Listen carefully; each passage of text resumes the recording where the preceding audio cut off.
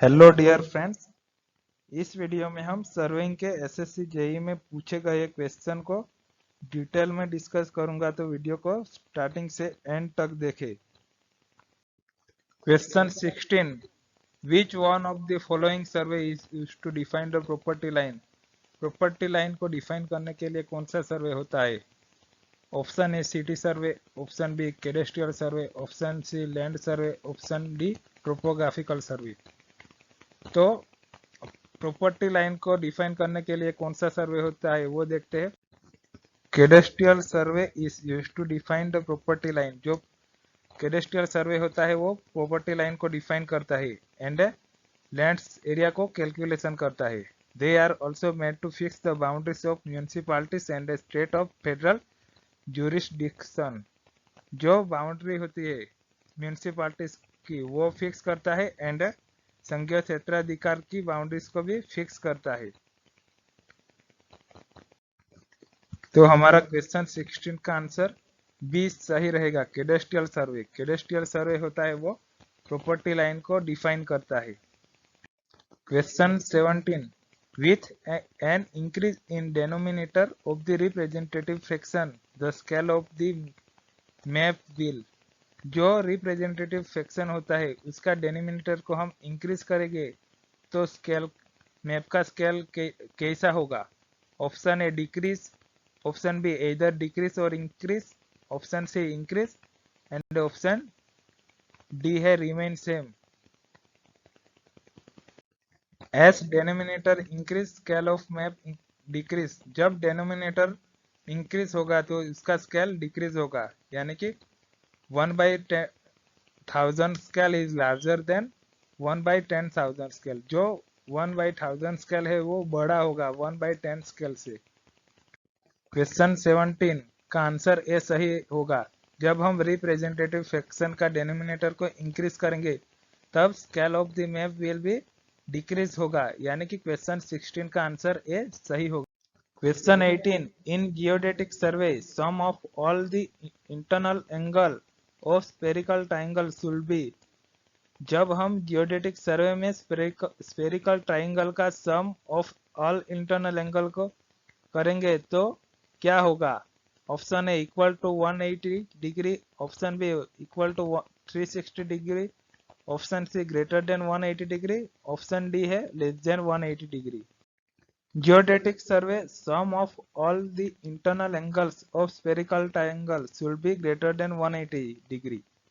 जो spherical triangle होता है उसमें हम इंटरनल एंगल का सम करेंगे तो वो 180 डिग्री से ज्यादा होगा। तो हमारा क्वेश्चन 18 का आंसर सी सही होगा, ग्रेटर देन 180 डिग्री। जो जब हम जियोडेटिक सर्वेइंग में स्फेरिकल ट्रायंगल का जो इंटरनल एंगल है उसका सम करेंगे तो वो ग्रेटर देन 180 डिग्री होगा। Question 19, an invar tape is made of an alloy of. Option A copper and steel, B brass and nickel, option C brass and steel and D nickel and steel. तो invar tape किससे बना होता है? Invar tape is made of by an alloy of nickel 36% and steel. जो invar tape बना होता है वो निकल एंड स्टील का बना होता है। It is less affected by temperature changes when compared to other tapes due to very low coefficient of thermal expansion. जो इन्वर्ट टैप होता है वो लेस इफेक्ट होता है टेम्परेचर से, क्योंकि उसमें कोफिशिएंट ऑफ थर्मल एक्सपेंशन होता है वो वेरी लो होता है। It is highly precise but require much attention in handling as it is soft and deform easily. ये इन्वर्ट टैप होता है वो हाई प्रिसाइज होता है, लेकिन उसमें हमें ज्यादा ध्यान देना होगा क्योंकि ये सॉफ्ट एंड इजीली डिफॉर्म होता है। तो हमारा क्वेश्चन 19 का आंसर डी सही होगा। जो इन्वर्ट टैप होता है वो निकल एंड स्टील से बना हुआ होता है। Question 20, the correction for sag is. Correction for sag क्या होगा? Always additive, B always subtractive, C always zero, sometimes additive and sometime subtractive. तो करेक्शन फॉर सेग क्या होगा? Measured length of tape is always more due to sag of tag. जो measured length होती है वो always ज्यादा होती है क्योंकि उसमें सेग होता है, उसकी वजह से ये सेग होगा, उसकी वजह से जो मेजर लेंथ होगी वो ज्यादा होगी क्योंकि उसमें सेग होता है। Hence the correction is always negative, उसके कारण जो करेक्शन होगा वो ऑलवेज नेगेटिव होता है। Sag correction CS is equal to minus W square L cube by 24p²। यहाँ पे W होगा weight of tape per unit length होगा और इसका यूनिट होगा न्यूटन पर metre.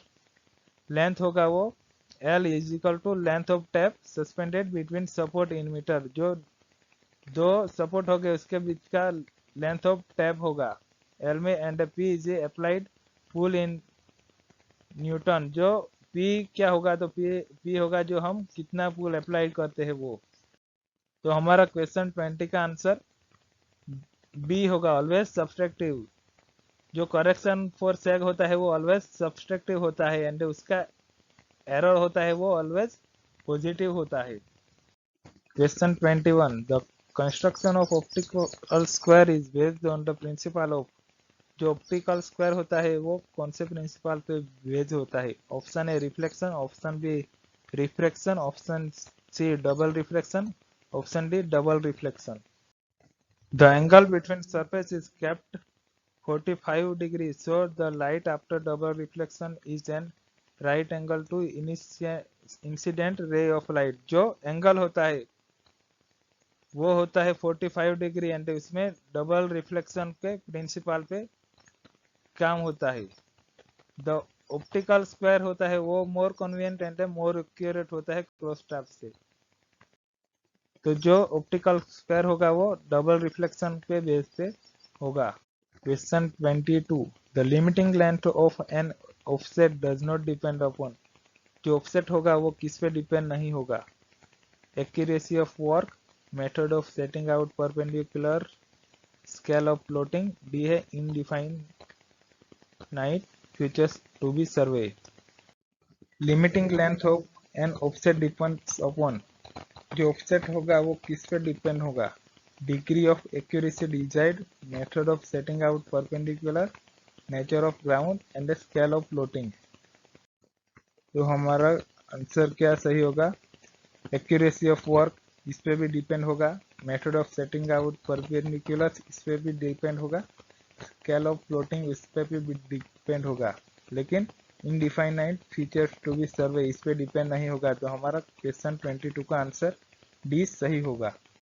Question 23, in metric chain number of link per metre run be. जो metric chain होगा उसमें number of link per metre कितना होगा? ए है 2, B 5, C 8 and D 10। Metric chain is either 30 metre और 20 metre in length. Number of ring in metric chain per meter run in 5 metre. जो metric chain होता है वो 30 metre का भी होता है और उसमें 150 लिंक्स होते हैं एंड 20 मीटर का भी होता है एंड 20 मीटर में 100 लिंक होता है एंड मैट्रिक चेन में पर मीटर 5 नंबर ऑफ लिंक होते हैं। Other types of chain are engineers chain होते हैं वो 100 फीट लॉन्ग होता है एंड उसमें 100 लिंक्स होते हैं। गंटर्स चेन होता है वो 67 फीट लॉन्ग होता है एंड उसमें 100 लिंक्स होते हैं एंड रेवेन्यू चेन होता है वो 33 फीट लॉन्ग होता है एंड इसमें 16 लिंक होते हैं। तो in metric chain number of link per metre कितना होगा? तो वो होगा 5। तो हमारा क्वेश्चन 23 का आंसर बी सही होगा। Question 24, the accuracy of measurement in chain serving does not depend upon. Chain serving में हम मेजरमेंट करेंगे तो एक्यूरेसी है वो किस पे डिपेंड नहीं होगी? Option A length of the offset, B scale of the plotting, C importance of the feature, D general layout of the chain lines. Accuracy of measurement in chain serving does not depend upon general layout of the chain lines। जो accuracy of measurement होता है इन chain serving में वो general layout of chain lines पे depend नहीं करती। तो हमारा क्वेश्चन 24 का आंसर डी सही होगा, general layout of chain lines उस पर डिपेंड नहीं होगा। तो चेन सर्विंग में एक्यूरेसी ऑफ मेजरमेंट होती है, वो किस पे डिपेंड करती है, तो वो लेंथ ऑफ द ऑफसेट पे, और दूसरा है scale of the plotting and importance of features, ये तीनों पे डिपेंड करेंगी and general layout of chain lines पे डिपेंड नहीं करेंगी। Question 25, a building is an obstacle to, जो बिल्डिंग होगी वो किसके लिए ऑब्स्टेकल होगी? Option A both chaining and ranging, B है chaining but not ranging, ranging but not chaining, and D है neither chaining nor ranging. Obstacle in chaining are the obstruction to measurement such as river, lakes, building etc. जब हम चेनिंग से measurement करेंगे तब हमें river, lakes and building से obstacle होगा। And obstacle in ranging are to obstruction to view such as hilly and building, and जब हम रेंजिंग से मेजरमेंट करेंगे तो उसके दौरान हमें हिली एंड बिल्डिंग से ही ऑब्स्टेकल होगा। Obstruction ranging as both end station of the survey lines are not intervisible, जब हमें जो दो स्टेशन हो गए, एंड स्टेशन जो दो हो गए सर्वे लाइन के, वो इंटरविजिबल नहीं होगा, तभी हमें रेंजिंग से ऑब्स्ट्रक्शन होगा। River, lakes etc are not obstruction to ranging, जो रिवर एंड लेक का होता है उससे हमें रेंजिंग में ऑब्स्ट्रक्शन नहीं होगा। चेनिंग होता क्या है? It is the measurement of horizontal distance इधर बाय चेन और टैप, जो हम हॉरिजॉन्टल डिस्टेंस को मेजर करते हैं टैप या चेन के द्वारा, तो उसी को हम चेनिंग कहते हैं। It is suitable for small areas with Fairlie level ground, तो जो चेनिंग होता है वो स्मॉल एरिया के लिए सुटेबल होता है एंड वो फेयरली लेवल ग्राउंड होगा, तभी हमें सुटेबल होगा। Ranging it is the process of establishing intermediate point on survey line joining two station, जो सर्वे लाइन को टू स्टेशन को ज्वाइन करते हैं और इसमें हम इस्टेब्लिशिंग करेंगे जो इंटरमीडिएट पॉइंट हो गए, उसी को हम रेंजिंग कहते हैं। जब हमारी चेन शॉर्ट होगी हमारी लेंथ से, तभी हमें जो इंटरमीडिएट कोई स्टाफ को रखेंगे तो उसी को हम रेंजिंग कहते हैं। तो हमारा आंसर क्या होगा? तो दोनों में होगा। A building is an obstacle to both chaining and the ranging, दोनों में हमें बिल्डिंग से ऑब्स्टेकल होगा। Question 26, the correction for slope in chaining is proportional to, option A under root H, B है एच, सी है H square, D है H cube. तो correction for slope होगा minus H square by 2l, तो correction for slope in chaining is proportional to option C A square होगा। Question 27, the principle of working of optical square is based on, जो optical square होगा वो कौन से principle पे working करता है? Option A double reflection, B है डबल रिफ्रैक्शन, सी है रिफ्लेक्शन एंड डी है refraction. Optical square and prism square are instrument used for setting out offset at 90 degree. These are based on principle of double reflection. जो optical square and prism square होते हैं वो दोनों instrument setting out right angle को setting out करने के लिए use होते हैं एंड वो प्रिंसिपल ऑफ डबल रिफ्लेक्शन के बेस पे होगा। तो हमारा आंसर ए सही होगा, double reflection, the principle of working of optical square based on double reflection. Question 28, ranging is defined as, ranging को कैसे डिफाइन करेंगे? Measuring the distance from starting point, B है establishing intermediate point on chain line, C है the distance between end points and D है a point on a chain line. तो ranging होता क्या है? If the distance between end station is greater than the chain length before starting any measurement, it become necessary to establishing intermediate point which should be in a line with end station। जब जो and station हो गए वो greater then हो गए chain length से ज्यादा हो गए जो एंड स्टेशन हो गए, तब हमें दूसरा मेजरमेंट करने से पहले ही हमें जो इंटरमीडिएट पॉइंट होगा वो हमें इस्टेब्लिश करना होगा, और वो भी जो एंड स्टेशन हो गए उसके लाइन में, तो उसी को हम रेंजिंग कहते हैं। The process of establishing intermediate point on straight line is known as ranging. जो प्रोसेस होती है इस्टेब्लिशिंग इंटरमीडिएट पॉइंट को इस्टेब्लिश करते हैं इन स्ट्रेट लाइन, इसी को हम रेंजिंग कहते हैं। तो क्वेश्चन 28 का आंसर बी सही होगा, establishing intermediate point on chain line. जो रेंजिंग होता है वो इंटरमीडिएट पॉइंट को इस्टेब्लिश करता है on chain line. Question 29 cross staff is used for. जो क्रॉस स्टाफ होता है वो किसके लिए यूज करते हैं, तो वो हम setting out right angle, setting out right angle के लिए हम यूज करते हैं। Cross staff and optical square को हम सेटिंग आउट राइट एंगल के लिए मेजर करते हैं। तो हमारा क्वेश्चन 29 का आंसर ए सही होगा। Question 30 a line joining some fix point in main survey line is called.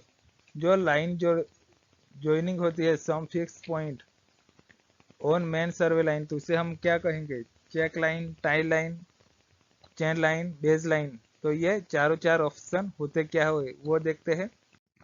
Fix point on main survey line are called tie station. जो फिक्स पॉइंट होगा मेन सर्वे लाइन पे उसे हम tie station कहेंगे, और जो टाई स्टेशन को connect करेगी उसी को हम टाई लाइन कहेंगे। Chain line, line joining main station is called chain line और मेन सर्वे लाइन। जो मेन स्टेशन को ज्वाइन करेंगे वो लाइन मेन सर्वे लाइन या चेन लाइन होगी। Check line, it's proof line provided to check the accuracy of work. जो check line होती है वो प्रूफ होती है, प्रूफ लाइन होती है, और वो एक्यूरेसी ऑफ वर्क को चेक करती है। Base line, longest survey line on ground passing through the centre of area. Base line होती क्या है, तो वो longest survey line on the ground passing through the centre of area, centre of area से passing होती है और longest सर्वे line होती है, उसी को हम बेस लाइन कहते हैं। तो question 30 a lining joining some fix point on main survey line. जो मेन सर्वे लाइन पे सम फिक्स पॉइंट को ज्वाइन करेगा उसे हम टाई लाइन कहेंगे। थैंक यू फ्रेंड्स, वीडियो को स्टार्टिंग से एंड तक देखने के लिए। अगर आपको मेरा वीडियो पसंद आया है तो ज़्यादा से ज़्यादा like, share, comment and subscribe करिएगा।